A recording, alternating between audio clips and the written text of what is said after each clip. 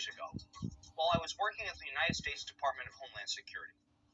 My principal job was to travel around the globe to coordinate anti-terrorism activities with other nations. One of the places that I visited most frequently was Germany.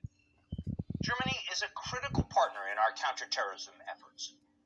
At least in part, this is because it is a significant transit point for traffic between the Middle East and other parts of the world. But it's also because Germany is one of the most able partners America has in the European Union. The Germans, with 80 million people and a vigorous economy, are capable of significant assistance when they are inclined to provide it. But that was the confounding thing. It was always difficult for me to understand the Germans. To my mind, they seemed to be the Europeans who were most like Americans. Good-natured, effective, willing to work hard. They sort of reminded me of Texans.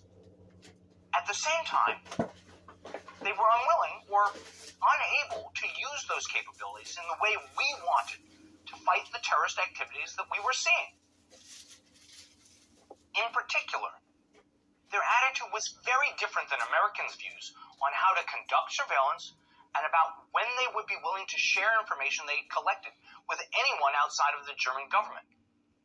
There were clearly positive benefits to enhanced information sharing between the United States and Germany, but the Germans were simply unwilling to change their practices.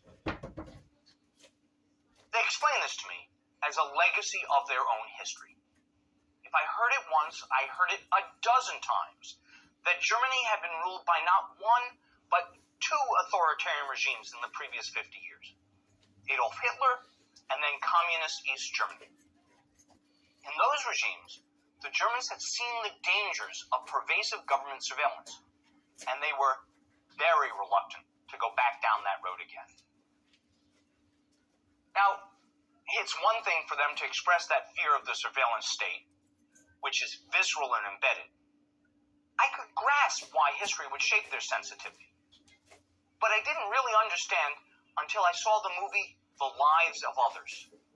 It's a beautiful film that won an Academy Award for Best Foreign Language Movie.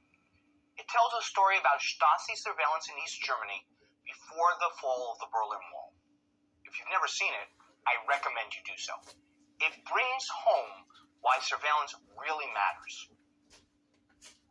Broadly, the movie is about a German intelligence officer who is ordered to conduct surveillance on a well-to-do German couple.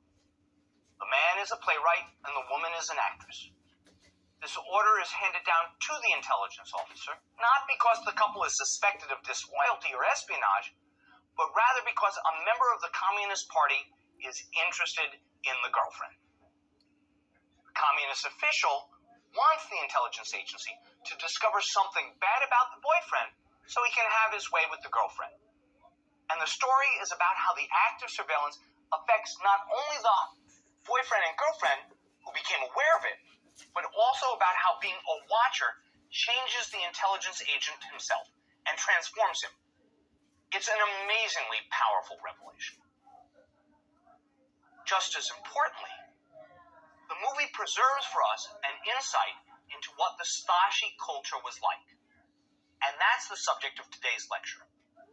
I want to first talk about the Nazi precursor to the Stasi system. Then we'll describe how Stasi surveillance functioned.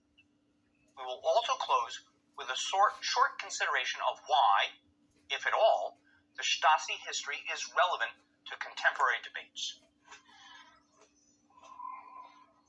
Prior to the Cold War standoff between Eastern and Western Europe, there was, of course, significant state surveillance in Germany during the Nazi regime leading up to and throughout World War II. The author, Erik Larson, describes the problem in his book, In the Garden of Beasts. Set during the early years of the Nazi government, it's about the life and times of America's ambassador to Germany, William Dodd, and the Dodd family, who lived in Germany during the early and mid-1930s. The book is based on Dodd's own diary, that of his flighty daughter Martha, and the abundant wealth of diplomatic cables that went back and forth from the Berlin embassy to the Department of State headquarters in Washington. As Larson tells the story, Dodd and his family were acutely aware of widespread Nazi surveillance. Prevailing wisdom held that Nazi agents hid their microphones in telephones to pick up conversations. To overcome any snooping, Larson says, the ambassador filled a cardboard box with cotton and used it to cover his own telephone whenever a conversation in the library shifted to confidential territory. Larson also relates the anecdote about the man who telephones a friend and in the course of the conversation happens to ask, "How's Uncle Adolf?" Somehow, afterward, the secret police appear at his door and insist that he prove he really has an Uncle Adolf. And the question was not a coded reference to Hitler. Larson says Germans began looking over their shoulders at every encounter and came to practice what became known as the German glance, a quick look in all directions when encountering a friend or acquaintance on the street. Quote, "In the most casual of circumstances," he writes, "you spoke carefully and paid attention to those around you, and in a way you never had before." Nazi surveillance was undergirded by one of the most sophisticated data collection and analysis systems of the time. It was possibly the first systematic use of data balance by a nation-state. The system was developed and operated by a company known as Dehomag, the corporate acronym for, and here, let me apologize to any listeners who are native German speakers for my horrible pronunciation, Deutsche Hollerith Maschinengesellschaft, MBH. In English, that means German Hollerith Machine LLC. Dehomag was a subsidiary of the U.S. technology company IBM. It had a monopoly on data analysis for the German government in the years leading up to and during World War II.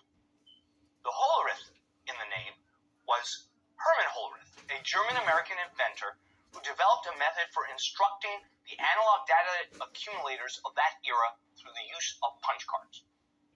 If, by the way, you're too young to have seen a punch card, they were pieces of stiff paper in which holes were punched in predetermined positions. The holes could either control a machine, telling it what function to perform, or they could contain data that would be used in performance of that function.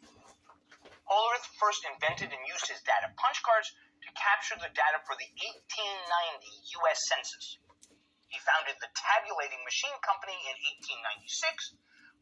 I might do a part 2 to this. As you can see that the Department of Homeland Security sent their agents over to East Germany because East Germany had a history of oppression and being oppressed and having under a surveillance state. And they didn't even want to go back down that road. But this is the road that we're going down now in this country.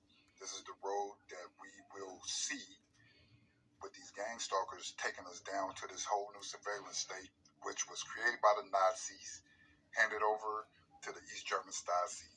And now they went back to learn the lessons of how to oppress a society back over in Germany to bring it back to America. This is what these people are participating in.